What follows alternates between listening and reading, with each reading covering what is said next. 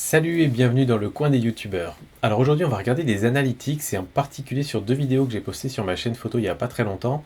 Il y en a une qui était vraiment une vidéo que je considère moi comme étant excellente et qui a plu à énormément de monde. Une autre qui a eu pas mal de pouces vers le bas et qui a moins plu. Et pourtant bizarrement c'est cette deuxième qui a beaucoup mieux été mise en avant par YouTube et qui a engrangé le plus de vues. Donc on va essayer de comprendre ensemble pourquoi. Alors déjà, on va regarder un petit peu ce que fait une vidéo en temps normal sur ma chaîne.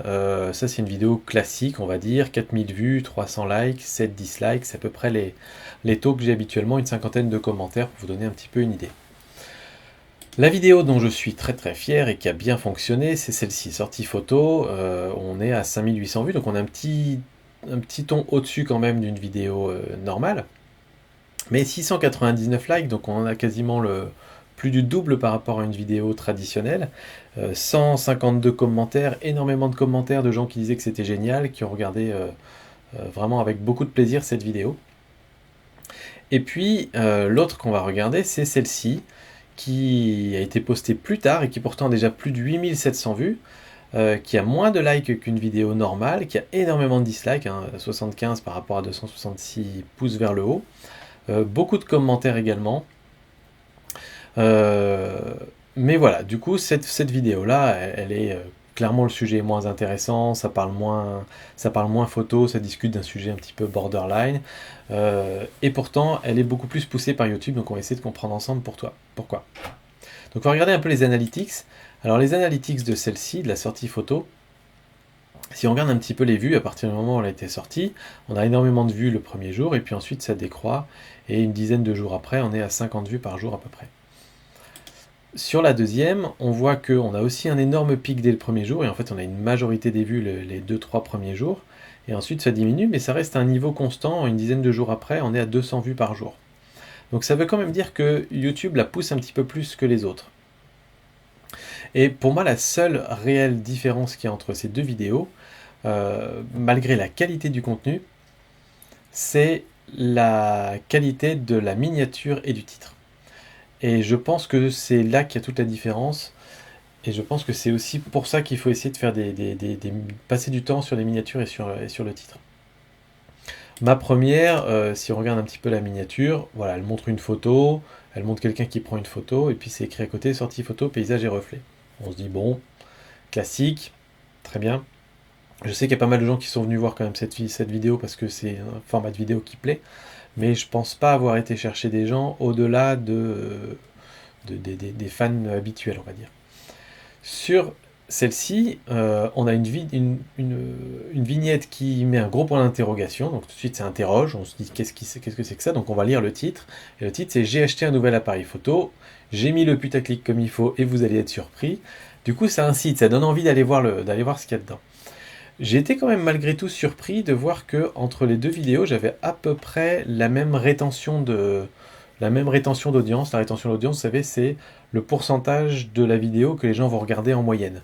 Et dans les deux cas, j'étais un petit peu plus quand même. La sortie photo, je vais être à 60%, et sur l'autre, je vais être à 50%, mais globalement, c'est de la rétention, c'est une plutôt bonne rétention. Donc en fait, voilà, c'est tout ça pour dire que euh, je pense que YouTube favorise énormément les bons combos entre une vignette et un titre. Et la raison, en fait, elle est assez simple. C'est-à-dire que quand vous allez sortir euh, votre vidéo, YouTube va la mettre en avant à plein d'endroits. Tous les endroits où vous avez mis des tags, il va les mettre dans les suggestions de recherche. Il va les mettre sur la page d'accueil, il va les envoyer par email, il va parfois même les suggérer à côté des vidéos d'autres personnes. Et en gros, pour chaque affichage, il va observer en moyenne le nombre de gens qui vont cliquer là-dessus pour aller lire la vidéo.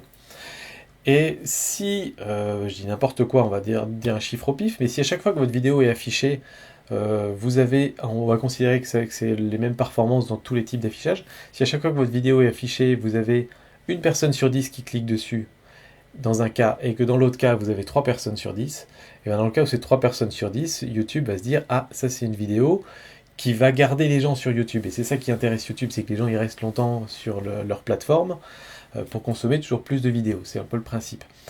Et donc voilà, YouTube va observer un petit peu les vidéos qui performent bien et uniquement basées sur la miniature et le titre. Alors évidemment, dans son algorithme, YouTube va prendre en compte d'autres critères, comme les likes, comme les commentaires, comme la description, etc. Mais je trouve, moi, que ce test montre que c'est quand même minime. Ce qui, je pense, est le plus important, c'est quand même la miniature et le titre. Euh, alors, je ne dis pas qu'il faut faire des mauvaises vidéos. Si vous faites notamment une miniature et un titre qui incitent à cliquer, je pense notamment à celle-là, hein, j'ai acheté un nouvel appareil photo et vous allez être surpris. Si vous cliquez et que vous découvrez dans la vidéo que j'ai pas acheté d'appareil photo et qu'en plus vous n'êtes pas surpris du tout, ou alors que j'en ai acheté un mais que vous n'êtes pas surpris du tout, vous allez très vite quitter la vidéo et vous dire c'est quoi ce guignol, et ça va globalement desservir tout le monde. Parce que, encore une fois, YouTube donne beaucoup d'importance à la vignette et au titre, et également à la rétention sur la vidéo, c'est-à-dire le temps, la durée de visionnage. Donc vous voyez par exemple sur celle-ci, on a 31 000 minutes de durée de visionnage. Sur l'autre, on est à 23 000. Donc en termes de ratio par rapport aux vues, c'est à peu près similaire. Mais donc c'est une bonne durée de visionnage. Donc du coup, YouTube se dit, non seulement les gens sont intéressés pour cliquer dessus quand ils voient la vignette, donc ça les intrigue, mais en plus ils restent sur la vidéo, donc c'est que ça doit être une bonne vidéo. Donc tout le secret, il est là. C'est avant tout de faire des vidéos de bonne qualité, qui correspondent à ce que cherchent les gens, mais après ensuite d'essayer d'être un peu créatif dans le titre et dans la vignette pour intéresser un petit peu, faire se poser des questions et faire en sorte que les personnes qui tombent sur cette vignette se disent tiens, je vais aller voir ce qui se passe derrière. Donc voilà, l'idée c'est d'essayer de réfléchir un petit peu comme ça, je pense. Alors moi je le fais très peu, mais je vais essayer de le faire un petit peu plus.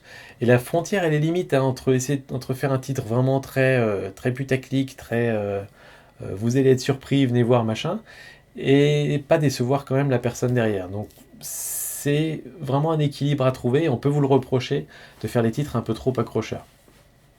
Donc voilà, à vous de trouver un peu votre bon équilibre. Moi, je vais continuer à expérimenter un petit peu là-dedans et à partager tous les résultats avec vous. Voilà, j'espère que ça vous aura apporté quelques petites idées. Puis moi, je vous dis à très bientôt pour d'autres vidéos dans le coin des youtubeurs. Ciao tout le monde.